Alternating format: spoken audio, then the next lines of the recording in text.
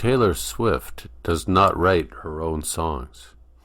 I have a very good friend who's a call girl or prostitute, and I don't think there's necessarily anything to be ashamed of. It's the most honest job in the world. And in many ways we are all prostitutes because we sell a service for money, something we don't want to do.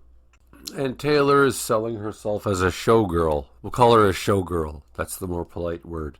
Now, technically speaking, I would say writing a song means coming up with the melody.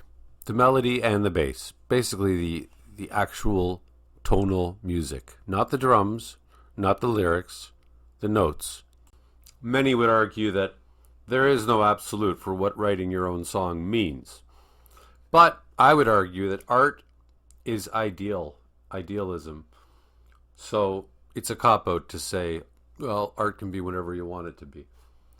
No, you can definitely define what art is and what art is not. I think it was a few weeks ago when I heard Taylor Swift said that she writes her own songs, and I just kind of burst out laughing.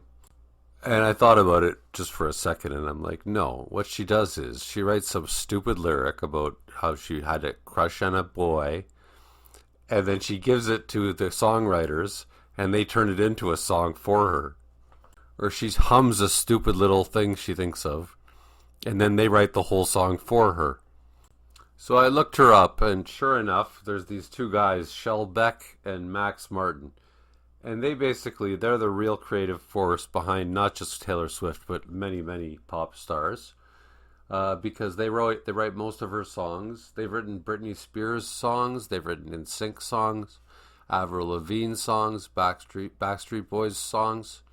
In fact, I think it's the Shel Beck guy. It's one of the two. He's got the most number one hits, only second to Paul McCartney. That's the guy who writes Taylor Swift's songs. And then Taylor Swift goes on tour for a whole year singing the stupid songs a million times. And she does her dancing. And she gets all the credit. And she gets all the acclaim. I'd never heard of Shel Beck or Max Martin, and they're perfectly happy with that because they don't want to be a performing monkey. But Taylor Swift's happy to be the performing monkey.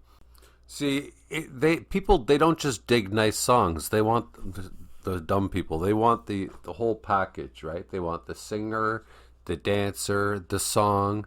They want the twirling around and the the silly interviews where she acts all cutesy. And Taylor Swift, God bless her stupid little heart, she gets to direct her own music video. She gets to feel like she's a little Renaissance girl after the Leonardo da Vinci. She's the new Leonardo da Vinci. She can do everything. No doubt she had a cinematographer who handled all the difficult stuff when she directed her video. Of course, she has a dance choreographer for all of her dancing. She's probably got somebody who sings her songs for her, for all I know. But honey, you're not an artist. You're a performing monkey. You're a circus performer. Like that movie Moulin Rouge? It was like a whorehouse, right? And the girls go up on stage and they dance. Taylor Swift follows a long and respected tradition. Now let's imagine for a second she did write her own music. Okay? Well, her music is shit. Okay? Even the music Shel Beck has written is shit. This is music for children or people who are tone deaf. She's like 40 and she's still writing music about high school crushes and being a cheerleader in the locker room and all that crap. Okay, she's not 40. I looked it up. She's 36, which is hilarious because I was almost right. So even if she wrote her own music, all you could say is she writes children's songs. She writes catchy little children's songs. I only know the song Shake It Off. That's the only song I've heard that I know of by Taylor Swift, except one, Fate of Ophelia. I looked at that a week ago. But, you've seen one pop star. You've seen them all. It's a very, whatever. There's not a lot of variety in this industry. And I mentioned Taylor Swift to a friend of mine, and my friend said, but she writes her own lyrics. I'm like, yeah, there you go. Of course she does. That's the easiest part. That's the stupidest part. Of course, I promise you, she has other people help her with her lyrics. So that whenever it's a catchy like lyric, that's somebody else that wrote it. So when my friend said she writes her own lyrics, I should have said, she can't even write her own lyrics. You know, maybe one of the most brilliant lyricists was Bob Dylan, and his music was shit. Um, and then Nirvana and the Beatles, they wrote jingles. Even Marlon Brando, my respect for Marlon Brando went through the roof when I heard him say that the Beatles are not artists. He said, like, you know, Picasso's an artist, Leonardo da Vinci's an artist, Mozart's an artist. The Beatles are not artists. I'm like, yeah, right. Thank you. Finally, somebody else agrees. So, like the Beatles and Bob Dylan, they actually wrote and basically produced their own music, and they're still shit. And then you got Taylor Swift, who doesn't even write her own music, and she's, oh, I write all my songs, and I'm a real artist. Yeah, sure you are. You're also a singer, a dancer, a director. What else does she want to be? Does she want to be a scientist? Maybe if she makes a cupcake, she can decide she's like a master chef. Speaking of food, anybody who thinks Taylor Swift is an artist, those people probably also eat chocolate bars for dinner. See, I've studied classical music, and as far as I'm concerned, classical music is the only real music, anyways. And I wonder, where is art going? Where are we going with AI and all of this stuff? Well, in some ways, her music, Taylor Swift's music, might as well be AI because it's crap and it's just overly produced.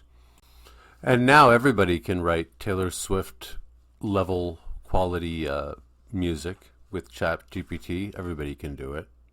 So in a way, it thins the herd so that somebody with actual talent, only somebody with actual talent could stand out now, because everybody's just going to sound the same, and that being low-level Taylor Swift garbage.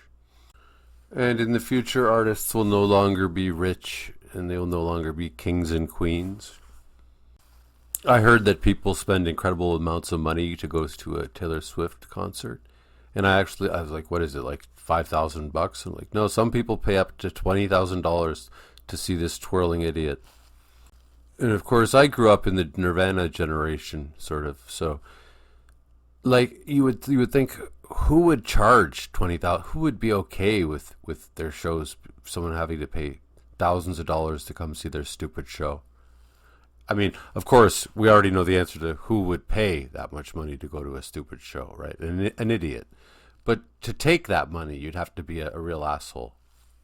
That's why the word I invented for people like Taylor Swift is con artist.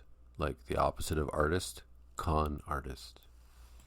Furthermore, people like assholes like Taylor Swift, Beyonce, all of them, they pulled up the ladder behind them, making it harder for any artist like them to ever make it again. You never hear about people like Taylor Swift mentoring new generations or trying to get new generations into to being artists. Taylor Swift wants to be the only artist. I looked it up for fun, her charity work, because she's worth like $1 billion, right?